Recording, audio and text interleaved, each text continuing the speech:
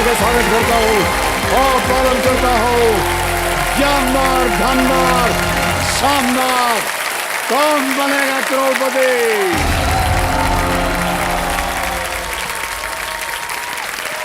Thank you so much, thank you. बहुत बहुत धन्यवाद आप सभी का, धन्यवाद सर।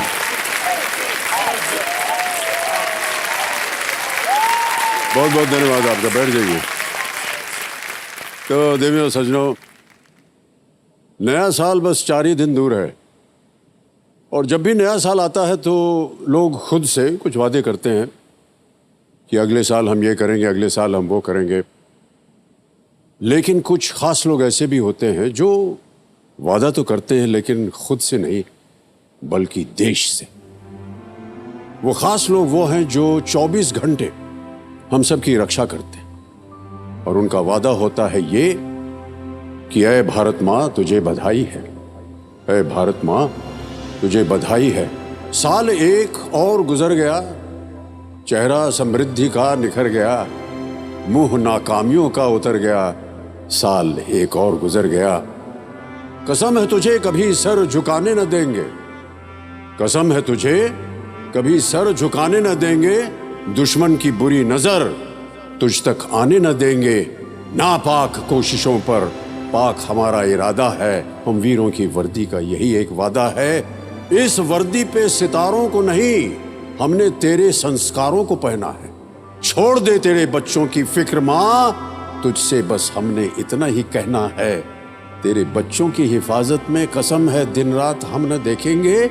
मदद करने से पहले हम अपने हालातों की न सोचेंगे। बेटियों पर तेरी अगर कोई आपदा आएगी और सताएगी, डर की परछाइयां उन्हें, कसम है हर एक मोड़ पे तब दिखेंगे उनके 100 भाई, उन्हें दिखेंगे उनको 100 भाई। उन्हें तेरे आंगन को सुरक्षित रखने का ये ठोस इरादा है। इन रगों में आज भी खून कम और देश ज्यादा है। हम वीरों की वर्दी का यही एक वादा है, हम वीरों की वर्दी का यही एक वादा। बहुत बहुत बधाई।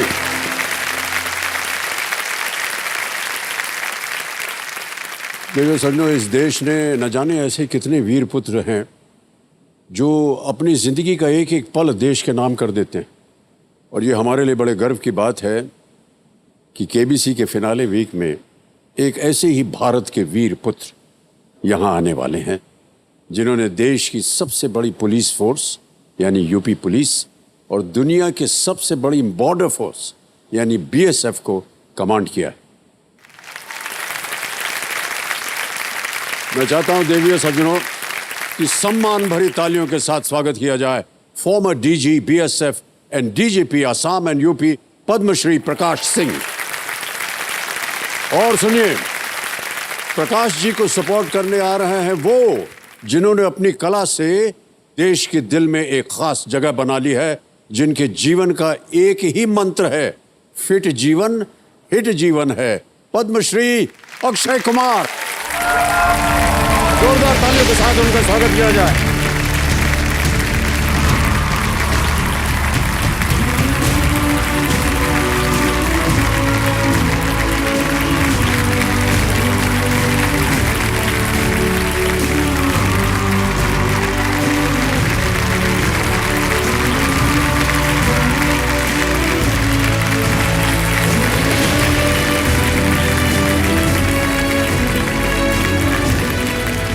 प्रकाश सिंह जी और अक्षय, एक बार फिर आप दोनों का बहुत बहुत स्वागत आज हमारे इस कार्यक्रम में भाग लेने के लिए। ये हमारे लिए बड़े सम्मान की बात है और बहुत ही गौरव की बात है। तो हम चाहेंगे आपसे बहुत सारी बातें करने की, अक्षय आपसे और प्रकाश सिंह जी आपसे। हम चाहेंगे कि पहले वहाँ आप लोग बैठ जाएं। आइए जोरदार तालियों के साथ एक बार फिर से स्वागत।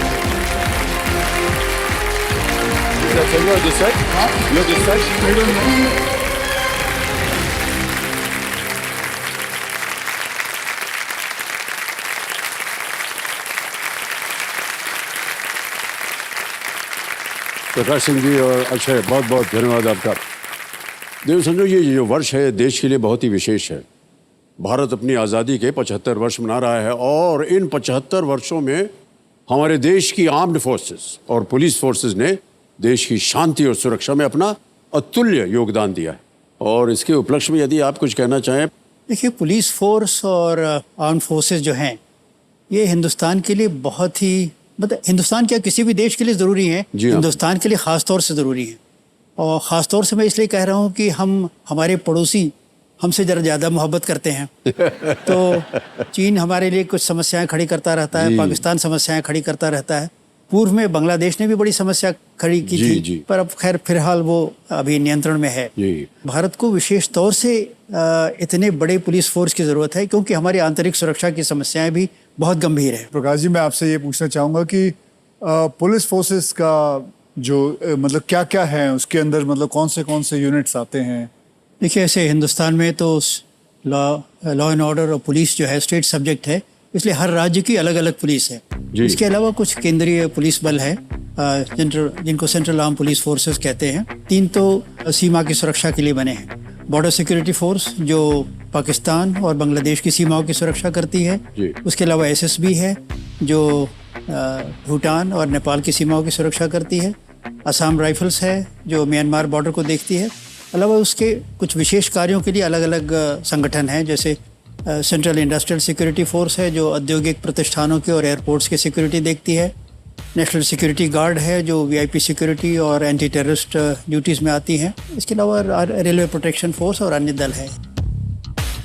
इसके अलावा कुछ इन्फोर्समेंट एजेंसीज हैं, इंटेलिजेंस ब्यूरो है, सेंट्रल ब्यूरो ऑफ इन्वेस्टिगेशन है, इन्फोर्समेंट डायरेक्टरेट है इत्यादि। बहुत सारी फोर्सेस जो हैं एक साथ काम कर रही है हम सबको सुरक्षित रखने के लिए। प्रकाश जी और चर्चा करेंगे इसके ऊपर प्रकाश जी, और अक्षय आपसे भी बहुत सारे प्रश्न पूछेंगे। और हम जानते हैं कि आप दोनों जो हैं किसी एक बहुत ही नेक काज के लिए खेल रहे हैं। जितनी भी धनराशि आप दोनों जीतेंगे वो इस नेक काज में जाएगी। तो हमारी जो सबसे पहली प्रथा होती है कि जो कंपेनियन आप लाए हैं अपने साथ प्रकाश जी, उनका परिचय करवा दिया जाए। जी, तो किसे लाए हैं आप आज? मेरी पत्नी सावित्री सिंह आई हुई हैं। जी, प्रणाम करता हूँ आपको सावित्री जी और स्वागत इनका हमारे इस कार्यक्रम में। और आपके सुपुत्र भी आए हुए हैं। मेरा छोटा बेटा आया हुआ है और मेरे बेटे की पत्नी है और ग्रैंडसन है। जी, प्रणाम करता हूँ आपको। आपका भी स्वागत हमारे इस कार्यक्रम में। Thank you so much for being here. Alright, पूरा परिवार आ गया है आज कार्यक्रम देखने। बहुत बहुत बधाई आपको। ऑलराइट, खेल की ओर बढ़ा जाता है प्रकाश जी। तो इस समय बता दें कि आप दोनों इस समय स्पॉटलाइट पर हैं और खेल की शुरुआत करते हैं। गेम के रूल्स तो आपको पता ही होंगे। केवल आपका ध्यान जो है हम बता दें, जो हमारी 3 लाइफलाइंस हैं वो बहुत ही महत्वपूर्ण होती हैं। पहली लाइफलाइन है ऑडियंस पोल। यहाँ की जनता जो बैठी हुई है इनसे आप वोटिंग करके प्रश्न का उत्तर मांग सकते हैं। दूसरी है 50-50। जब आप ये लाइफलाइन लेंगे तो उन 4 विकल्पों में से 2 गलत विकल्प जो हैं वो मिट जाते हैं। तीसरी लाइफलाइन है वीडियो कॉल अ फ्रेंड, यानी कि 3 नाम आप दोनों ने दिए होंगे जिनसे आप बात करके उनसे प्रश्न का उत्तर मांग सकते हैं। वो है तीसरी लाइफलाइन। प्रारंभ किया जाए। लेट्स प्ले कौन बनेगा करोड़पति।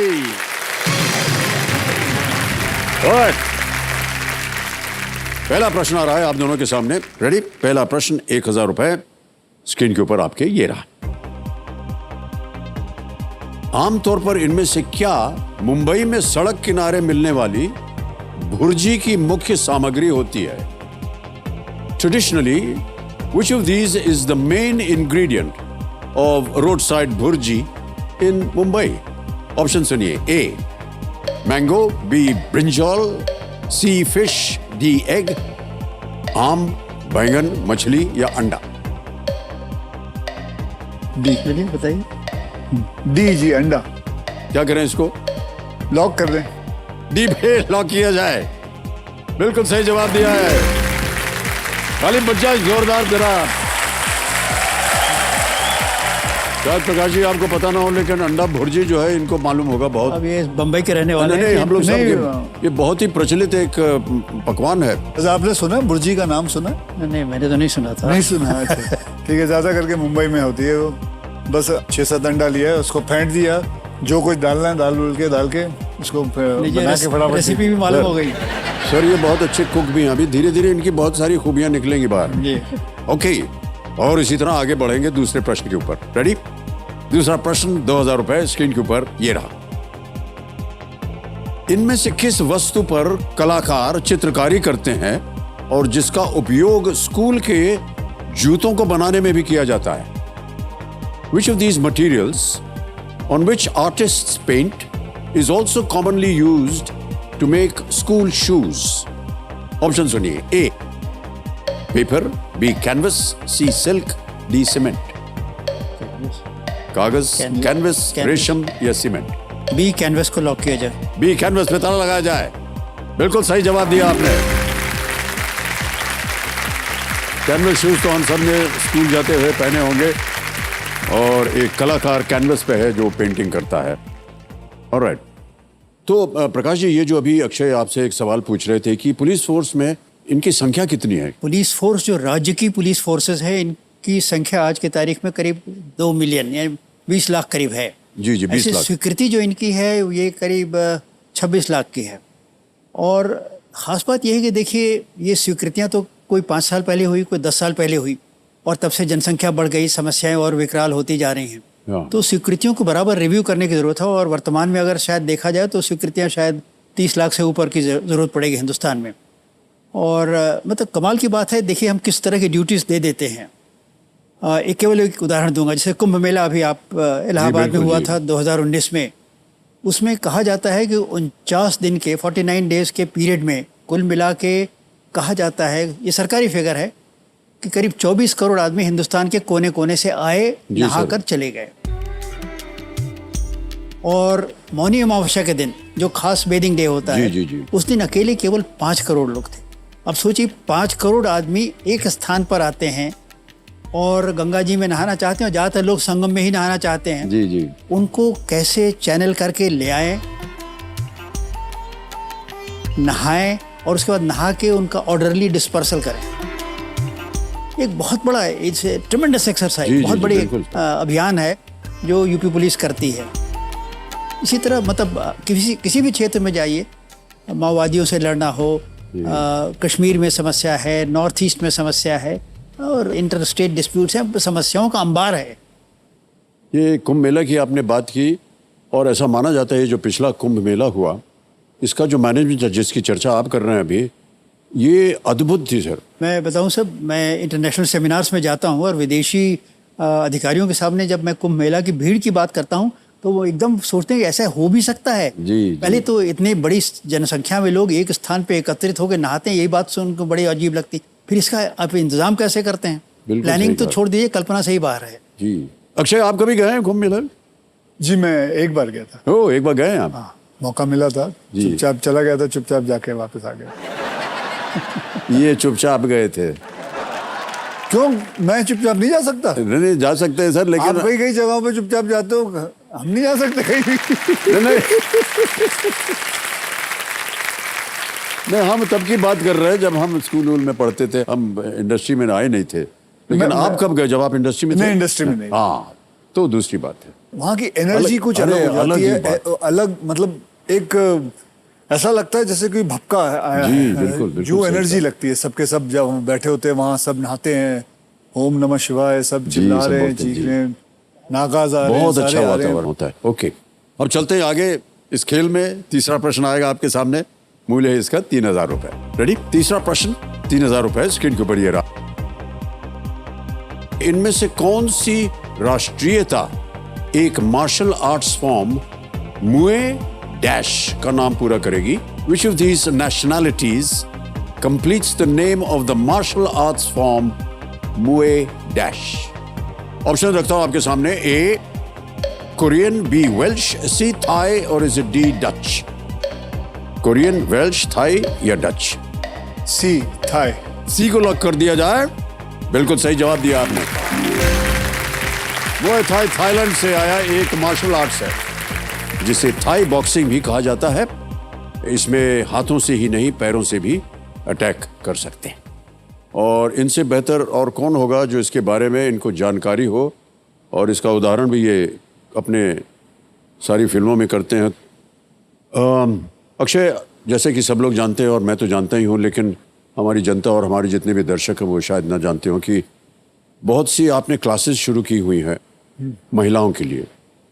पहले तो ये बताइए कि ये ख्याल आपको कैसे आया, और उसके बाद हम जानना चाहेंगे कि किस तरह आप ये क्लासेस को शुरू कर रहे हो, कैसे 2012 में 16 दिसंबर को वो निर्भया केस हुआ था। जी जी। तो उसके बाद 2013 में मैंने वुमेन सेल्फ डिफेंस क्लासेस खोली थी। तो मेरा ये तरीका था कुछ कर दिखाने का, कुछ कर देने का। कई कई जगहों पे खोले, मुंबई में, थाने में, सूरत में, नवसारी में, उदयपुर, सिलगुड़ी, सब जगह पे मैंने क्लासेस खोली। आज 10 साल हो गए हैं, करीबन 90,000 women we have trained them. 90,000 महिलाएं ट्रेनिंग कर रही हैं। Yeah. क्या बात।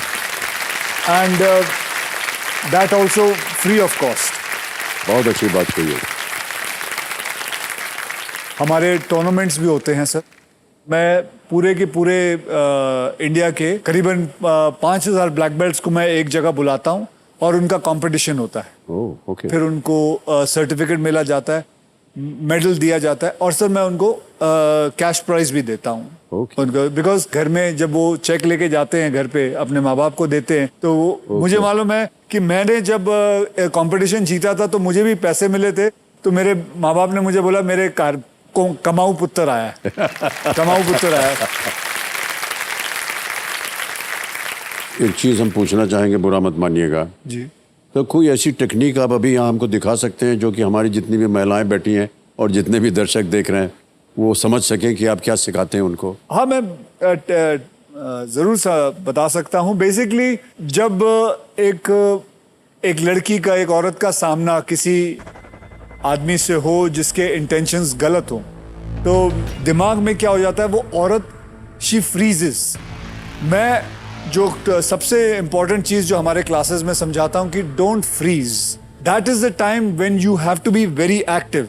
जी। सो वी टीच देम कि सबसे पहले, जैसे अभी मैं किसको बुलाना चाहूंगा, कौन आना चाहेगा? उदाहरण के तौर पे कोई आ सकता है। आ जाइए, आप आ जाइए। आप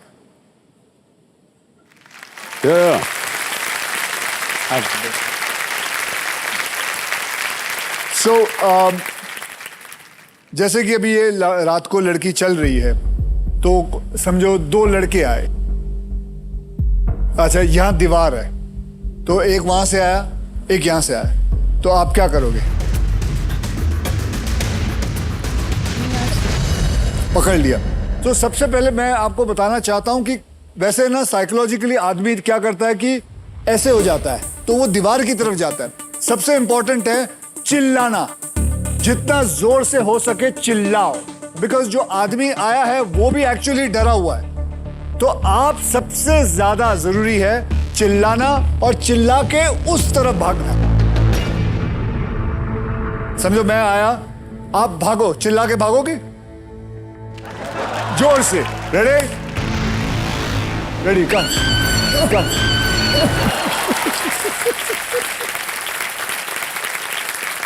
ये देखिए, ये आप लोगों को मजाक लगेगा, बट एक्चुअली चिल्लाना is one of the best self defence. दूसरा इज ऑब्जर्वेशन। जब आप रात को अकेले चल के जा रही हैं, आपको पता है कि सुनसान इलाका है, आपको हमेशा ऑब्जर्वेंट रहना चाहिए कि आप जहां चल रही हैं, यहां एक खिड़की है, यहां एक दरवाजा है, वहां ईंट पड़ी है, यहां पे लकड़ी है। तो आपको नोट करते हुए जाना है। ऑब्जर्वेशन जो है, दैट इज अनदर वे इंसान को, मतलब दैट एक्सरसाइज। सो जब आप चलते हो, जैसे मैंने आपको बताया, पूरा ऑब्जर्वेशन रखना। ठीक है? Thank you very much. Thank you, thank you.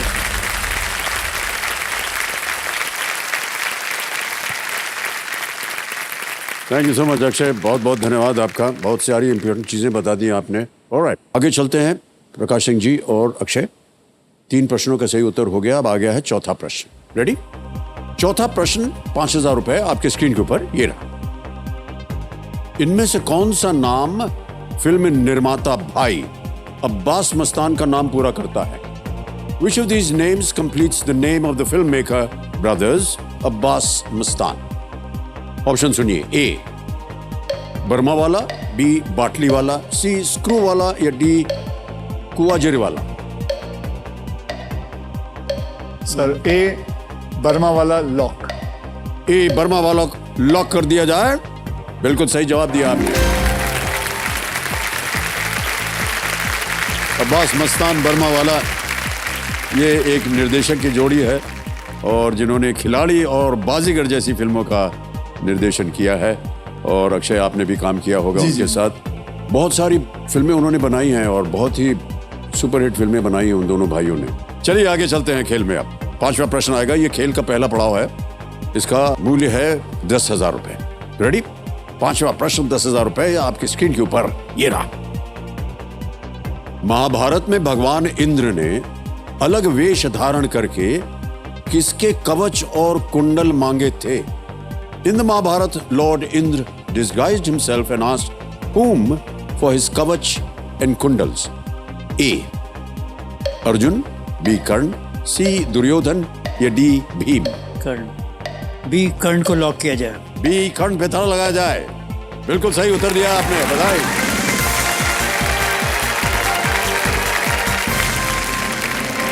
कर्ण के कुंडल उन्हें अजय बनाने में सहायक थे। कर्ण ने कभी भी याचकों को ना नहीं कहा था, इसलिए अर्जुन का पक्ष लेने वाले भगवान इंद्र ने कर्ण से उनके कुंडल और कवच भी मांग लिए।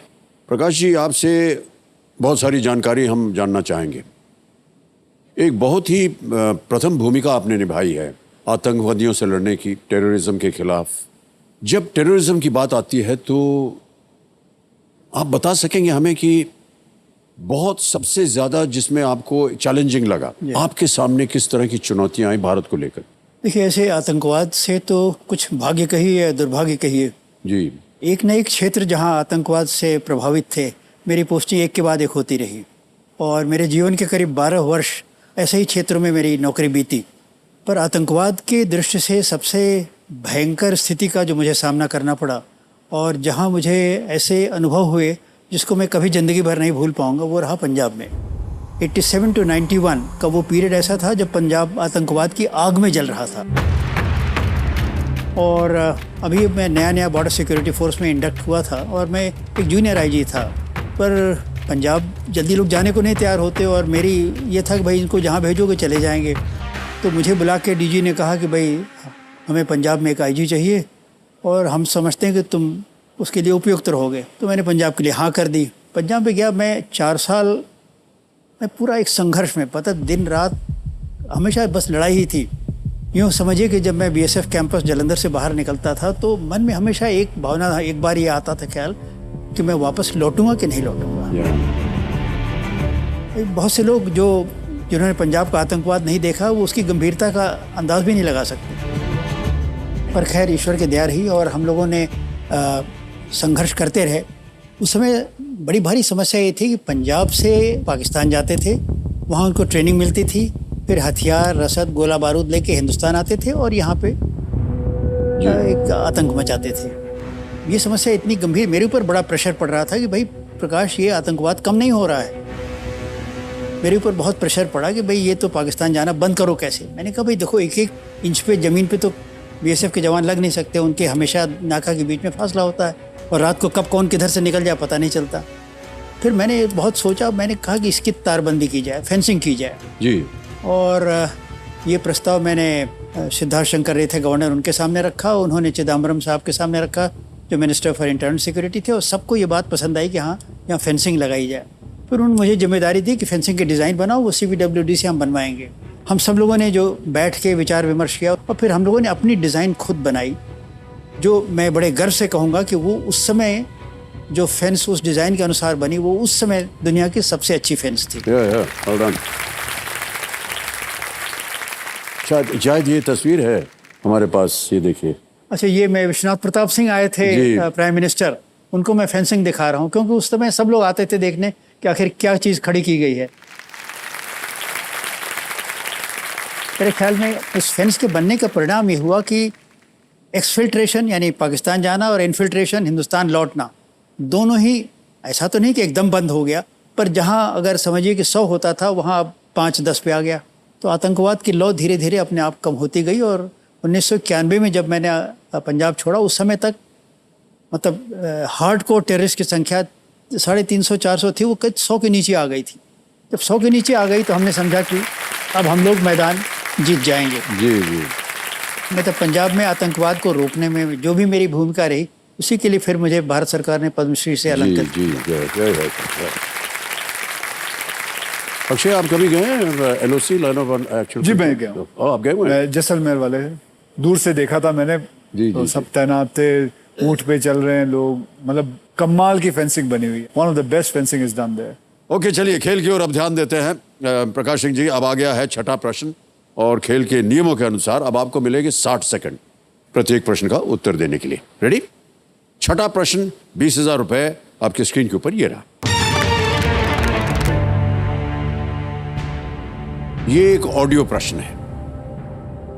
इस गीत के गायक को पहचाने, identify the singer of this song. गाना सुनाया जाए। कहीं दूर जब दिन ढल जाए, सांझ की दुल्हन बदन चुराए, चुपके से आए मेरे ख्यालों के आंगन में, कोई सपनों के दीप जलाए, दीप जलाए, कहीं दूर जब दिन ढल जाए। गाना सुन लिया। अब आपके सामने विकल्प रखता हूं। A Mohammad Rafi, B Kishore Kumar, C Mukesh या D भूपिंदर सिंह। सी मुकेश लॉक किया जाए। लॉक किया जाए। C मुकेश पे ताला लगाया जाए। बिल्कुल सही उत्तर दिया है आपने। जीत गए आप 20,000 रुपए। ये गाना फिल्म आनंद का है, इसे आप जानते होंगे, जिसका संगीत सलील चौधरी जी ने दिया था और इसे लिखा था योगेश जी ने। ये फिल्माया गया था राजेश खन्ना जी पर, जो कि इनके फादर इन लॉ। बहुत सुंदर फिल्म थी सर ये, और मुझे उनके साथ काम करने में बड़ा सौभाग्य प्राप्त हुआ। सर, उनके जैसा सुपरस्टार हमारे भारत में पैदा नहीं हुआ।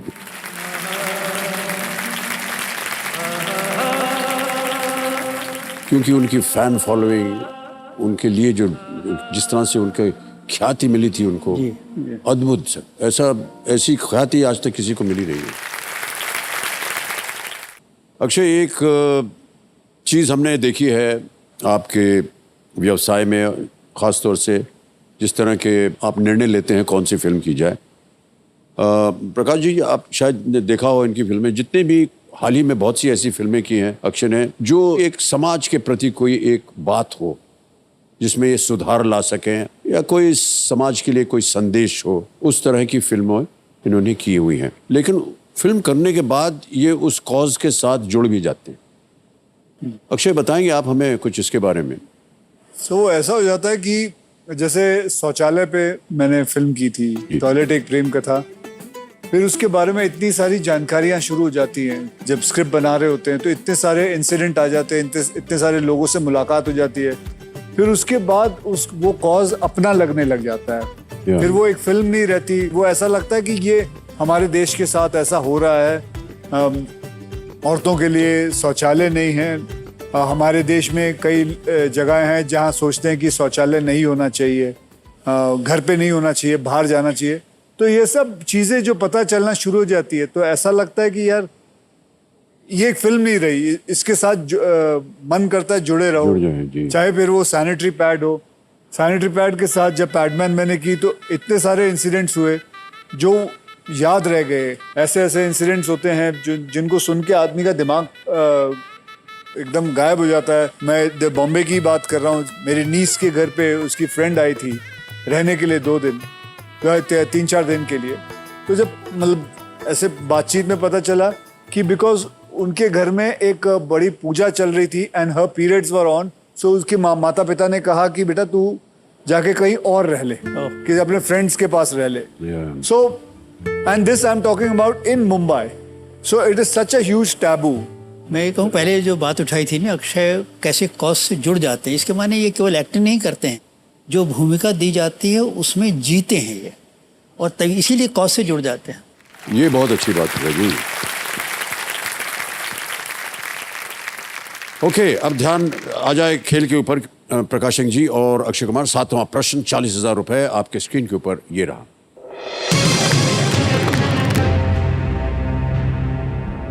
1961 1961 से 1989 तक 1989 तक कौन सा शहर दो देशों को अलग करने वाली एक दीवार से विभाजित था? From 1961 to 1989, which city was divided by a wall that separated two countries? Option रखता हूं आपके सामने। A. Berlin, B. हैनोई, C. Kabul या D. निकोसिया।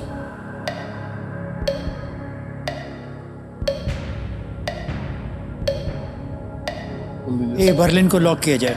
ए बर्लिन पे ताला लगाया जाए। बिल्कुल सही जवाब दिया आपने। Well played. 1961 में 1961 में पूर्वी जर्मनी ने एक बैरियर का निर्माण किया जिससे बर्लिन वॉल कहा जाता है, और इससे पूर्वी जर्मनी के लोगों को पश्चिम बर्लिन और पश्चिम जर्मनी तक पहुंचने से रोक दिया गया था। और फिर जाकर के, जैसे कि आपको मालूम होगा, ऑलमोस्ट 1989 में जाकर के वो वॉल तोड़ी गई। ओके, 8वां प्रश्न आ रहा है। इसका मूल्य है 80,000 रुपए। 8वां प्रश्न 80,000 रुपए स्क्रीन के ऊपर ये रहा।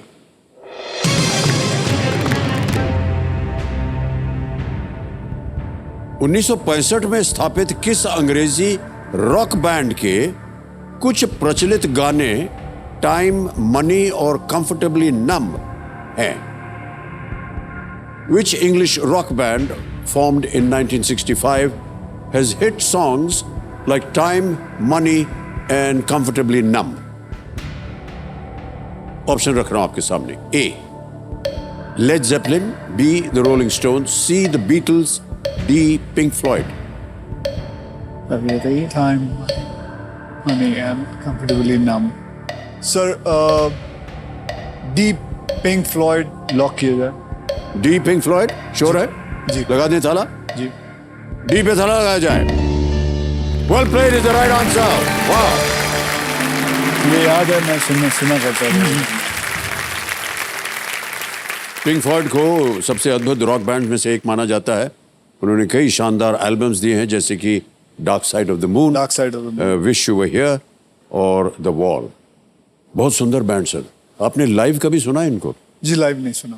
ओहो हो सर, मैंने एक बार सुना उनको लाइव वेनिस में। ओके। बहुत सुंदर परफॉर्मेंस है। Very very popular band. Okay, अभी कुछ कहना चाह रहे थे आप? ऐसा है कि मैं आपको ख़ास तौर से इस बात के लिए बधाई और अपनी शुभकामनाएं देना चाहता हूं, क्योंकि कई फिल्मों में आपने पुलिस अधिकारी की भूमिका निभाई है। जी जी। जैसे खाकी में और अन्य फिल्मों में। और उन फिल्मों में आपका जो आपने जिस तरह से एक्टिंग की इतनी प्रभावशाली थी कि बहुत लोग पुलिस फोर्स में ज्वाइन करने के लिए उनको प्रेरणा मिली उससे। और बहुत से आपके फेमस डायलॉग्स भी हैं पुलिस अधिकारी की हैसियत से और अदरवाइज भी। एक आपका डायलॉग बहुत मशहूर है डॉन फिल्म में जी। वो डायलॉग मैं समझता हूँ अगर आप आज के मौके पे बोल दें तो बड़ा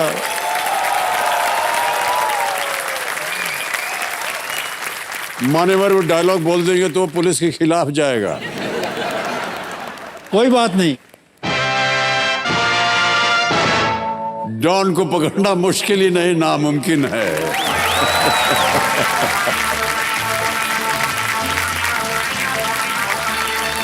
बहुत बढ़िया डायलॉग है।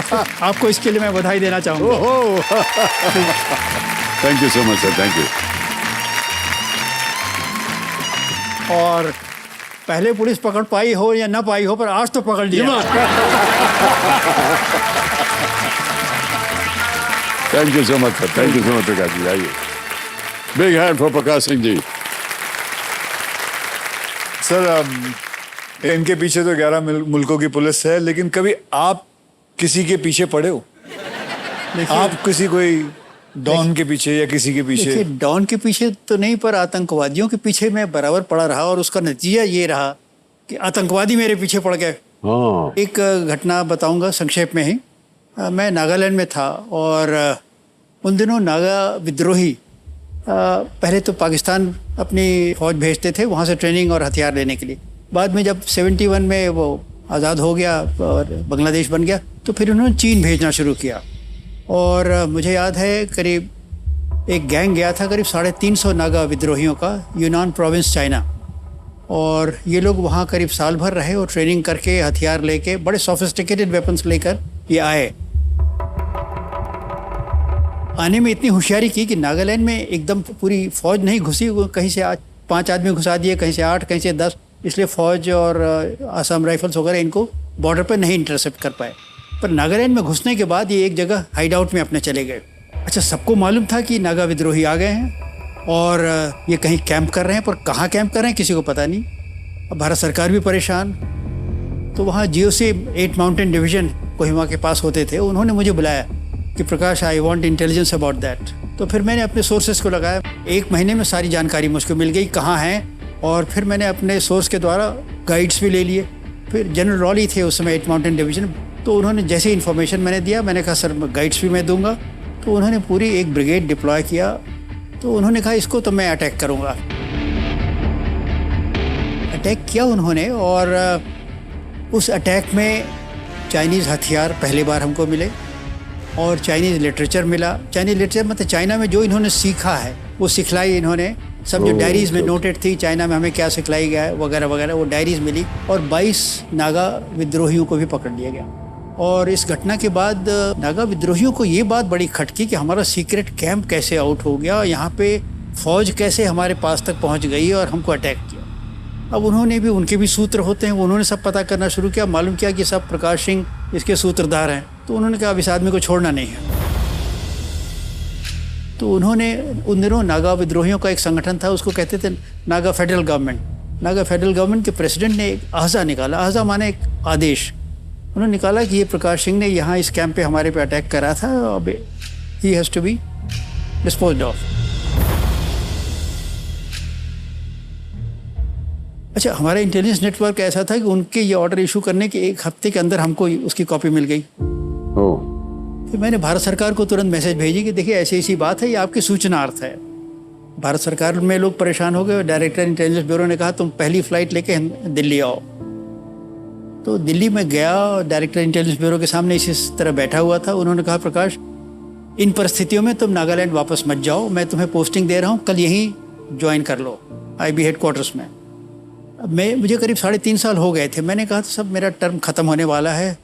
मुझे ये लगा कि मैं चलाऊंगा तो ऐसे तो कोई कुछ नहीं कहेगा, पर मुझे बराबर ये बात खटकेगी कि प्रकाश तुम डर गए थे और इसलिए तुमने ये प्रस्ताव स्वीकार कर लिया। ये फीलिंग मेरे लिए असह्य थी। मैंने कहा नहीं सर, मैं अपना टर्म पूरा करके आऊँगा, जो खतरा होगा देखा जाएगा, ईश्वर की इच्छा है। वापस जाके मैं 4 महीने और रहा, और it was a cat and mouse game. They were chasing me, I was dodging them. Every day I moved to a different location. Nobody knew my location except my boss. I was using separate code words for every day. मैं रोज़ दफ्तर जाता था या कहीं भी था, जहाँ भी रहता था, तो ये सोचता था कि भाई आज का दिन सही सलामत गुजरेगा कि नहीं। वो मेरे लिए बड़ा एक ट्रॉमेटिक पीरियड था मेरे जीवन का। और मैंने पत्नी को नहीं बताया था, बच्चों को बताने का सवाल ही नहीं, वो छोटे छोटे थे। तो वो एक ऐसा अनुभव था जो मतलब 3-4 महीने तक मेरे ऊपर दिमाग पे इतना प्रेशर था कि मैं बता नहीं सकता। किसी के दिमाग पर भी सर ये तो बहुत ही खतरनाक है कि आपका डेथ वारंट निकला हुआ है और आप देख रहे हैं कि इसे बट पढ़ मैं रहे ये हो किस सोच रहा तरह हूँ से। कि आपकी वाइफ पीछे बैठी है। जी मैडम, आप पे क्या गुजरती थी जब ऐसा सब कुछ हुआ? हमारे हस्बैंड ने तो बताया नहीं था मुझे, लेकिन रोज कहीं जाते थे तो इनके गाड़ी के नंबर बदल जाते थे, और ऐसे थोड़ा थोड़ा जैसे लगता था कि किसी ऐसी जगह जा रहे हैं जहाँ खतरनाक जगह है। तो मुझे थोड़ा सा तो आभास था कि इनके ऊपर ऐसा बीत रहा है, लेकिन मैं कुछ कर तो सकती नहीं थी। तो मैंने सोचा कि नहीं, ये सब जो कुछ होना है वो तो भगवान के दया से होता है। तो हम भगवान पर मेरा बहुत विश्वास है, इसलिए अगर भगवान ऐसा चाहेंगे तो जरूर होगा, नहीं चाहेंगे तो कभी नहीं। बिल्कुल सही है।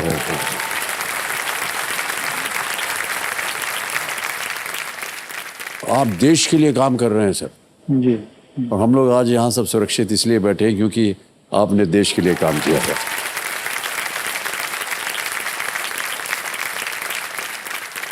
जो आपके बगल में बैठे हैं भाई साहब, ये भी खतरों से कम खेलने वालों में से नहीं है, मशहूर खिलाड़ी हैं, बहुत ज्यादा।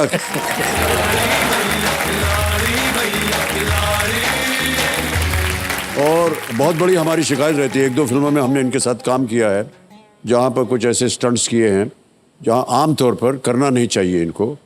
स्टंटमैन होता है वो कर देगा, क्यों तुम कर रहे हो ऐसा? सर ये बहुत ही नटखट हैं इंसान, कुछ भी हो ये खुद ही करेंगे।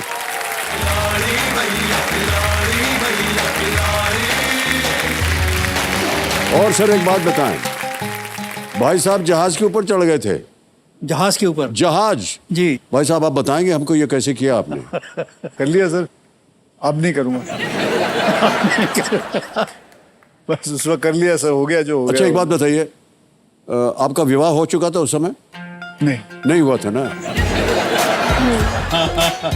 सर मैं यही जानना चाहता, बट अक्षय ये पागलपन है सर, ये नहीं, बिल्कुल पागलपन है। मैं कहाँ मना कर रहा हूँ सर, ये पागलपन भी नहीं है, बेवकूफ़ी है सर। लेकिन क्या, बस उस वक्त जोश था।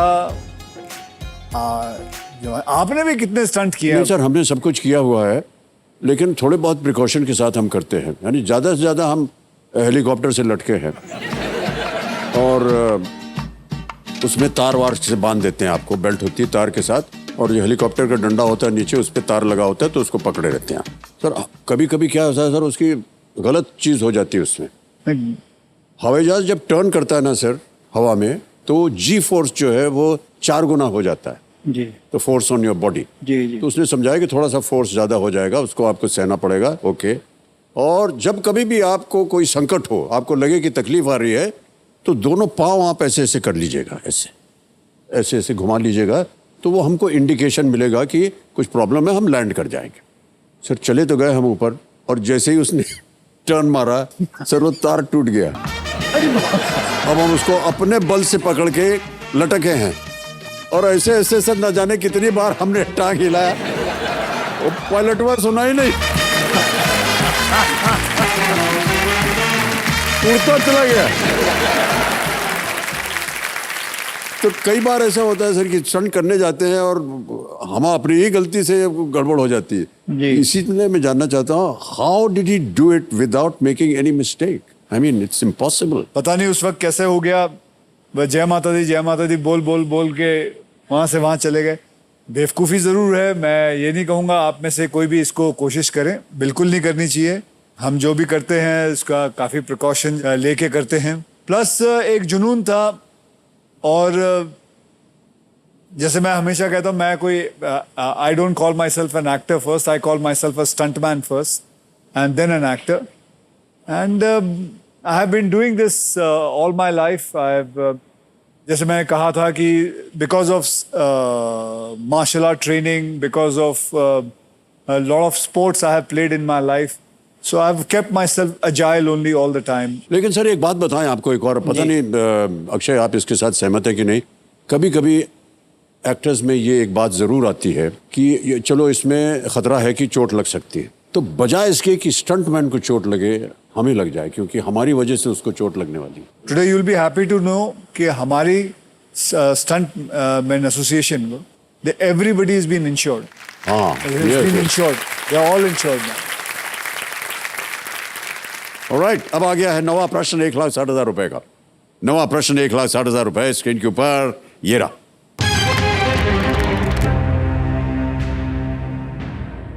भारत के प्रथम श्रम मंत्री और 1952 ओलंपिक में भारतीय पुरुष हॉकी टीम के कप्तान के लिए कौन सी उपाधि समान है?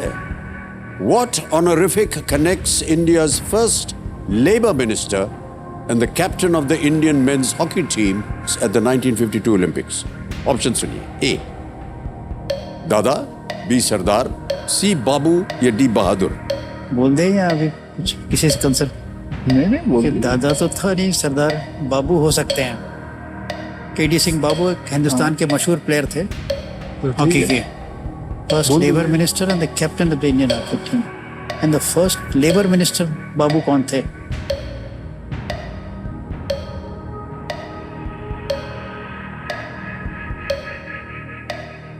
नहीं, हॉकी तो अगर आप चाहें तो लाइफलाइन ले सकते हैं, कंफ्यूजन हो आपके मन में। बोल दीजिए आप। पक्का है? बोलो बोलो, सब जा रहे, टाइम जा रहा है। अच्छा जी, सी बाबू को लॉक किया जाए। सी बाबू पे ताला लगाया जाए, कह रहे हैं प्रकाश जी।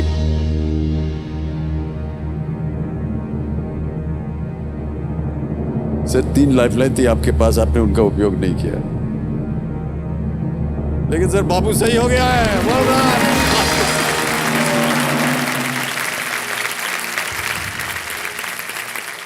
कुंवर दिग्विजय सिंह भारतीय हॉकी टीम के कप्तान थे जब 1952 में हेलसिंकी में भारत के स्वर्ण पदक जीता था जी। और उन्हें केडी सिंह बाबू कहा जाता था और जगजीवन राम जिन्हें प्यार से बाबूजी कहा जाता था भारत के पहले श्रम मंत्री थे बाबू जगजीवन राम। 9 प्रश्नों का सही उत्तर हो गया है और जितने भी खिलाड़ी यहाँ पर आते हैं एक चेतावनी के रूप में हम एक चीज़ बोलते हैं उनको कि इस एक मौके पर चांस बिल्कुल मत लीजिएगा, ये मौका आपको दोबारा नहीं मिलेगा। इसलिए कहते हैं क्योंकि यहाँ अगर उत्तर गलत हो गया तो आप नीचे गिर जाएंगे 10,000 पे। और अगला प्रश्न है खेल का दूसरा पड़ाव, उसको अगर आपने पार कर दिया तो निश्चित रूप से आज आप 3,20,000 रुपए ले जाएंगे। रेडी? 10वां प्रश्न 3,20,000 रुपए आपके स्क्रीन के ऊपर ये रहा।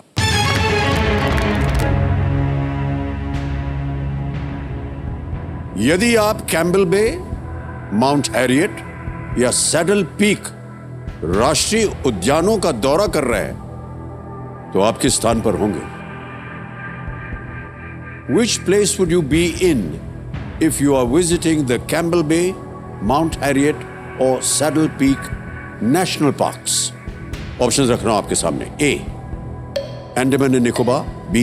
Puducherry, C. Lakshadweep, D. Diu। National Parks। तो मालूम है, मुझे नहीं मालूम। अच्छा, 3 लाइफलाइन है आपके पास। जैसे कि हमने चेतावनी कही थी, तीनों लाइफलाइन जीवित हैं, आप चाहें तो उनका उपयोग कर सकते हैं।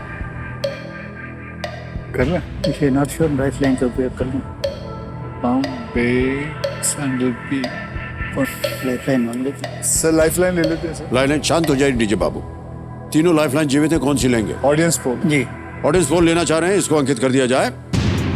ऑडियंस आपकी बारी आ गई है, वोटिंग मीटर अपने हाथ में लीजिए और हमारे जो विशेष मेहमान हैं उनकी मदद कीजिए। यदि आप कैम्बल बे, माउंट हैरियट या सैडल पीक राष्ट्रीय उद्यानों का दौरा कर रहे हैं तो आप किस स्थान पर होंगे? ए.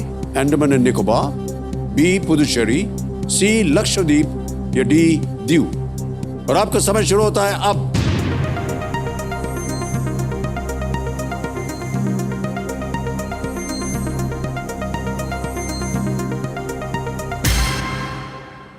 59% दिया है ए को, अंडमान एंड निकोबार को। जी। 8% है बी, 12% है सी और 21% है डी। क्या करेंगे? सर वहीं जाते हैं, ए पे जाते हैं। A Andaman and Nicobar. A Andaman and Nicobar lock किया जाए। देखे जाए जनता सही है कि नहीं। Yes they are right, well played. Thank you, thank you.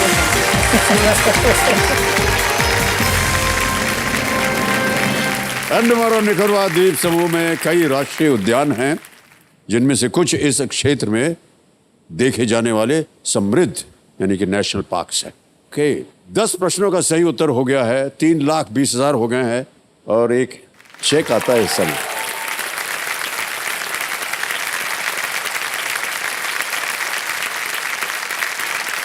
ये सर चेक।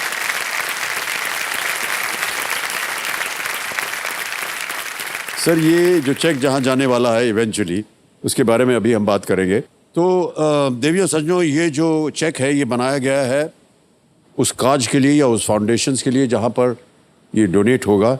अक्षय, हम चाहेंगे कि आप बताएं कि ये जो फाउंडेशन है जहां ये बताएंगे सर इंडियन पुलिस फाउंडेशन और करना इंडिया के बारे में।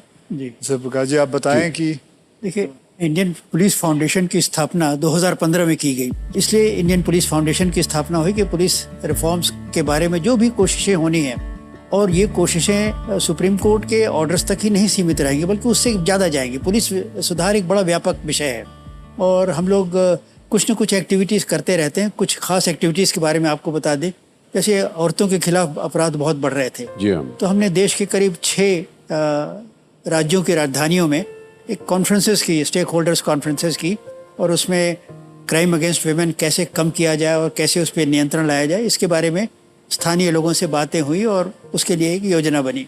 इसी तरह फिर पुलिस में बहुत सारे इंटरनल रिफॉर्म्स के बारे में हम सोच रहे हैं। हमारा ये सोचना है कि बहुत से ऐसे रिफॉर्म्स हैं जिसको हम बिना सरकार की स्वीकृति के अपने स्तर पे कर सकते हैं। ये इसकी परमिशन मिलती है आपको करने के लिए? बिल्कुल परमिशन। आप जैसे मोटी सी बात आपको बताएं, पुलिस थानों का वातावरण बदले इसके लिए तो कोई परमिशन हमें नहीं चाहिए। सही कहा आपने। पुलिस थानों का वातावरण पीपल फ्रेंडली हो जाए, जो आदमी वहाँ पुलिस थाने में जाए उसको इस बात का विश्वास हो कि हमारी रिपोर्ट दर्ज की जाएगी, उसका इन्वेस्टिगेशन होगा और दर्ज करने में कोई हमसे कोई मांग नहीं होगी, इत्यादि इत्यादि। इस तरह अलग अलग क्षेत्रों में हम काम कर रहे हैं और हमारा उद्देश्य यह है कि इंडियन पुलिस फाउंडेशन एक प्रीमियर थिंक टैंक के रूप में उभर कर आवे और पुलिस धीरे धीरे अपने आप को एक जनता के सेवक के रूप में सबके सामने प्रस्तुत कर सके, ये हमारा उद्देश्य है। ऑलराइट। तो करना क्या है वही? सर, ये एक एनजीओ हम लोगों ने बनाया है, लखनऊ में है और ऐसे शुरू में तो हमने इसमें बहुत काम किया।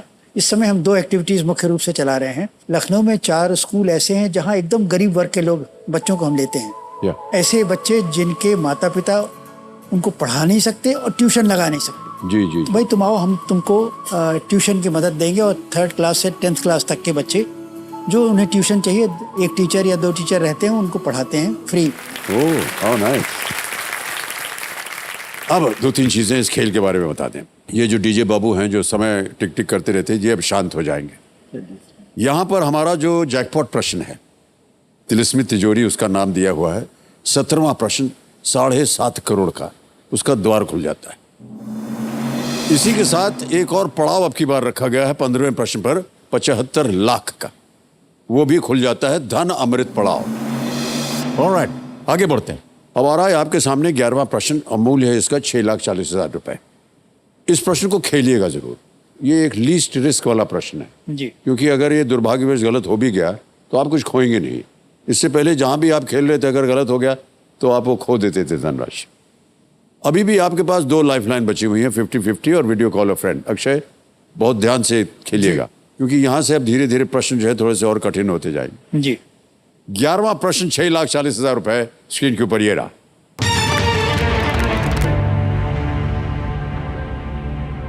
ये एक इमेज प्रश्न है, हम आपको एक तस्वीर दिखाएंगे और उस तस्वीर के आधार पर यह प्रश्न है कि चित्र में दिखाए गए दोनों प्रधानमंत्रियों के कार्यकाल के बीच की अवधि में इनमें से कौन सी घटना हुई थी? Which of these events occurred after the person on the left vacated the post of PM and before the person on the right took charge as PM? 84 words के बारे तस्वीर देख लीजिए, ये है वो तस्वीर। में नहीं, चरण सिंह और वीपी सिंह के कार्यकाल के बीच में। ये देख लिया होगा आपने कि प्रधानमंत्री कौन थे? जी, देख लीजिए। ऑप्शन रखने जा रहा हूं। A, release of Sholay. B, Pokhran 1 nuclear test. C, Vajpayee के time. First mobile phone call in India. D, Rakesh Sharma travels to space.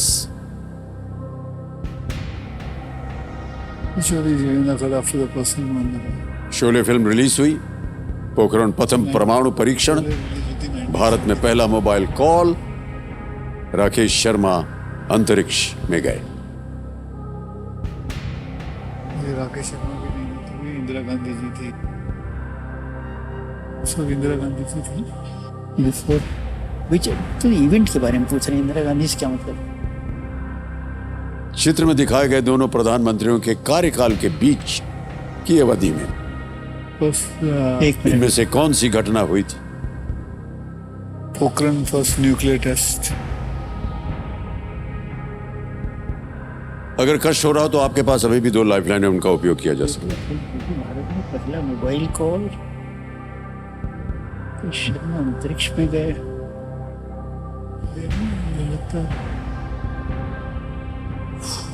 नहीं, हमारे ख्याल में 2 कार्ड 50-50 लिया जाए। आई एम नॉट श्योर।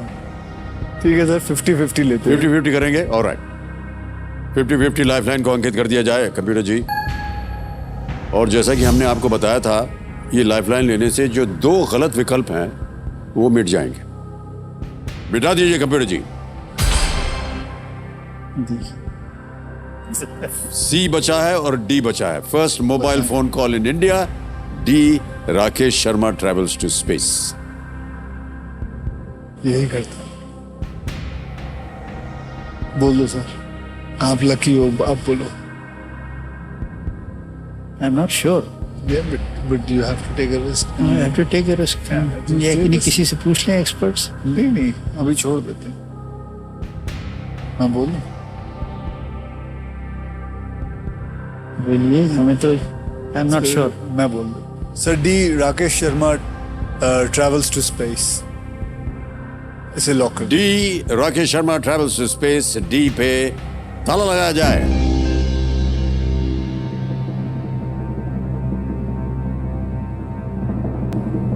भाई साहब, आपको मालूम है राकेश शर्मा कब गए थे स्पेस में और कौन प्रधानमंत्री था उस समय?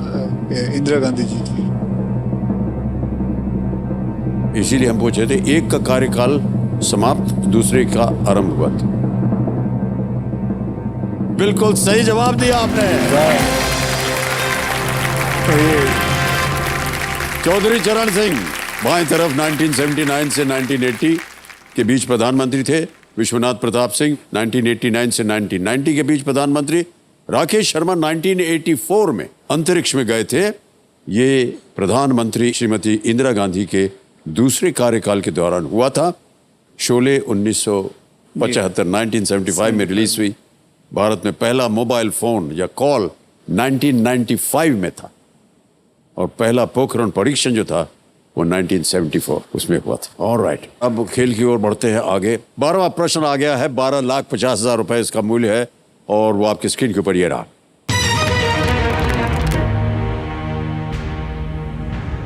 लिसोतो देश पूरी तरह से किस अन्य देश से घिरा हुआ है? The country of Lesotho is completely surrounded on all sides by which other country? A. Egypt. B. South Africa. C. Nigeria. D. Namibia.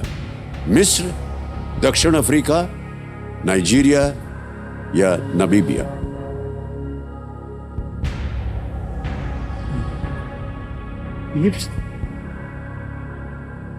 तो ये भी समुंदर है। Nigeria, Namibia. एक लाइफलाइन अभी भी बची हुई है आपके पास। Video call a friend. सही उत्तर आपको देंगे 12,50। गलत अब नीचे गिरा देंगे 3,20 पर। I am doubtful.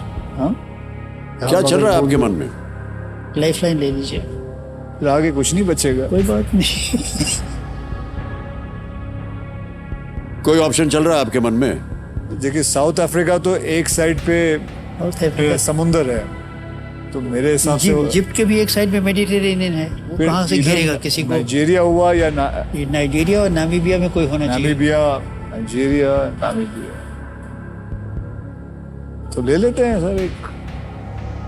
ले लीजिए। आप और मैं दोनों हमेशा रिस्क लेते हैं। एक लेते हैं, एक रिस्क। मेरे ख्याल में लाइफ लेना उचित होगा। जी, लाइफलाइन है, ले लीजिए। लेंगे। ऑलराइट, तीसरी और आखिरी lifeline, video call a friend, इसको अंकित कर दिया जाए।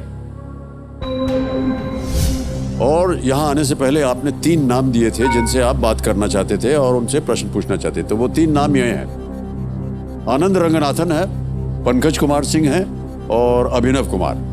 किन से बात करेंगे? प्रकाश जी। रंगनाथन कितने जानकार हैं? साइंटिस्ट हैं। साइंटिस्ट है, ज्योग्राफी तो नहीं है ना? और पता लगा लेंगे। पंकज कुमार सिंह को लगाइए फोन। ओके, पंकज कुमार सिंह जी को फोन लगाया जाए। ये आपके सुपुत्र है और डीजी ऑफ बीएसएफ भी है। पंकज कुमार जी, प्रणाम करता हूँ। अमिताभ बच्चन बोल रहा हूँ, कौन बनेगा करोड़पति से। जी नमस्कार आपको भी। क्या हालचाल है आपके? बिल्कुल कुशल मंगल है साहब। आपकी आवाज सुन के बहुत अच्छा लग रहा है। पंकज जी, हमारे सामने प्रकाश जी बैठे हैं और साथ में अक्षय कुमार, और इस खेल में एक प्रश्न का उत्तर नहीं दे पा रहे हैं। उन्होंने लाइफलाइन ली है, आपसे संपर्क किया है और वो आपसे जानना चाह रहे हैं इस प्रश्न का सही उत्तर। तो अगली आवाज होगी प्रकाश जी की और वो एक प्रश्न पढ़ेंगे। उसके 4 ऑप्शन हैं, ABCD। जी। और जैसे ही वो बोलना शुरू करेंगे, घड़ी चल पड़ेगी और 45 सेकंड के अंदर अंदर आपको उत्तर देना होगा। जी। तैयार हो जाइए। अगली आवाज प्रकाश जी की और आपका समय शुरू होता है अब। पंकज, सवाल ये है कि Lesotho country is surrounded on all sides by which other country? 4 options है, Egypt, South Africa, Nigeria, Namibia. Egypt, South Africa, Namibia, Nigeria and Namibia. इसमें से नाइजीरिया कौन एंड सा देश नामीबिया। है, कौन सा देश है जो लेसोथो देश को चारों तरफ से घेरता है? Can you just give the options once again? Lesotho, LESOTHO। ठीक है, वो ठीक है। Countries? Egypt, South Africa, Nigeria, Namibia. I think South Africa. South Africa. क्या करना चाहेंगे? उन्होंने कहा बी साउथ अफ्रीका। जी सर, जाते हैं साउथ अफ्रीका। जाएंगे? चलिए लॉक कर दे। लॉक कर ये दे लॉक सर। कर दिया। बी साउथ अफ्रीका पे ताला लगाया जाए। बिल्कुल सही जवाब दिया उन्होंने। Thank you Pankaj. Thank you. लिसोतो सभी ओर से दक्षिण अफ्रीका से घिरा हुआ है। ये केरल राज्य से थोड़ा सा ही छोटा है ये देश। Okay. अब आएगा आपके सामने 13वां प्रश्न। कोई भी लाइफलाइन बची नहीं है। कोई बात नहीं। 13वां प्रश्न 25 लाख रुपए आपके स्क्रीन के ऊपर ये रहा।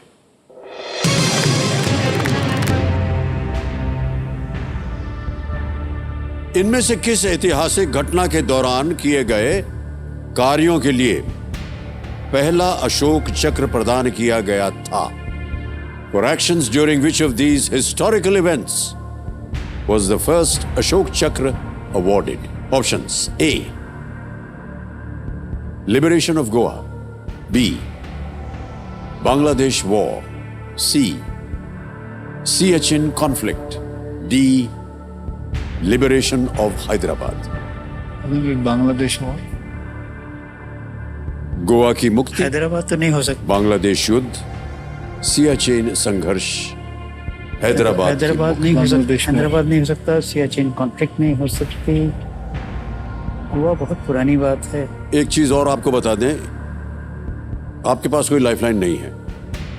गलत हो गया यहां पर तो आप नीचे गिर जाएंगे 3-20 पे।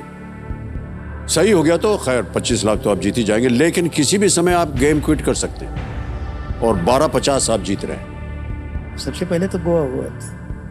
नहीं, गोवा के पहले हैदराबाद हो गया था। गोवा 61 में हुआ। सियाचिन कब हुआ था? सियाचिन कॉन्फ्लिक्ट तो चल ही रही है। वो तो चल रही, लेकिन शुरू कब हुआ था?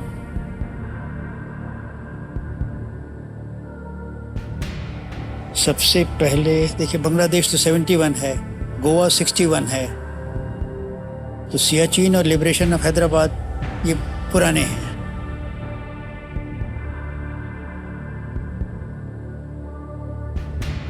सी और डी में है।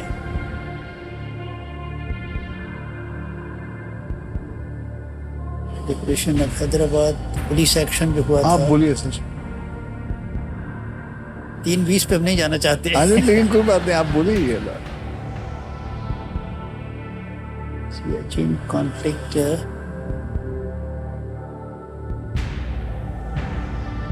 सियाचिन कॉन्फ्लिक्ट तो सर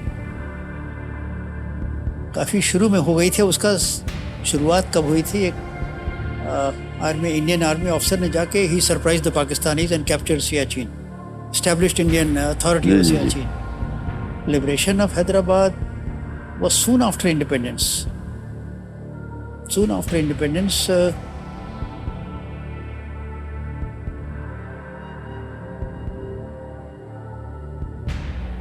गलत हो गया तो नीचे आ जाएंगे 3-20 पे। सोचिए फाउंडेशन में जितना धनराशि वो कम हो जाएगी।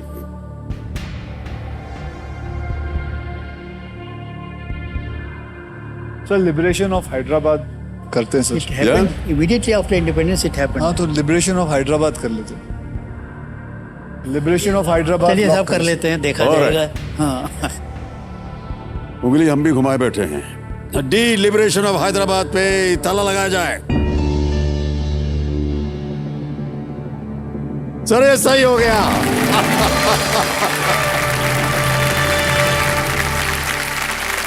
$25 लाख रुपए जीत लिये आपने। मान्यवर, ये जो घटना थी ये ऑपरेशन पोलो था। चलिए सर। ऑपरेशन पोलो हैदराबाद को भारत में शामिल करने के लिए चलाया गया अभियान था हवलदार बचित्तर सिंह और नायक नर बहादुर थापा, दोनों को 1948 में ऑपरेशन पोलो के दौरान वीर गति प्राप्त हुई थी, इसलिए उनको मरणोपरांत शोक चक्र दिया गया था। ऑलराइट सर, ये हूटर बजता है खेल की समाप्ति के लिए। तो सबसे पहले तो आप दोनों को हम बहुत बहुत धन्यवाद देना चाहते हैं और आभार प्रकट करना चाहते हैं कि आप दोनों आ जाए, और बहुत सी अच्छी अच्छी बातें हुई प्रकाश जी, आपके मुख से हमने सुनी। अक्षय ने कितनी अच्छी अच्छी बातें बताई, और इसी तरह आपको तरक्की मिलती जाए अक्षय। ये जो आपने 25 लाख रुपए जीते हैं, ऐप द्वारा डिजिटली ट्रांसफर हो जाएगी। आपके फाउंडेशन का नाम आ गया है, अकाउंट नंबर आ गया, ट्रांसफर नाउ दबाएंगे और 25 लाख रुपए दाब देंगे। ये देखिए, और इसको दबाया, कंफर्म किया, और यकीन मानिए इसी वक्त ये आपके बैंक अकाउंट में पहुंच गया है, बिल्कुल जल्दी, आसान और सेफ तरीके से। बहुत बहुत बधाई। ऑलराइट।